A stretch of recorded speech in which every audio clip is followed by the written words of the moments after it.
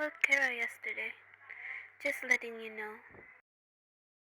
I already know. Kara told me yesterday night. Anyways, what's up?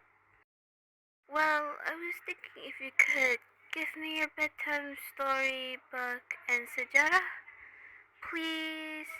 I need them for studies and babysit my neighbor's child. Which storybook you want? I have a Red Riding Hood, The Wolf Boy and Three Sheep, The Restaurant, and... I think I'll have the...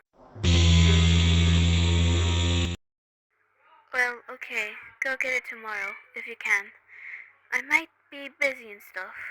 I'll let the book left outside for you to get it, since I'm too busy to give it to you myself. Okay, I'll promise to go get it tomorrow. Goodbye, Fatin. Goodbye, Nafisa.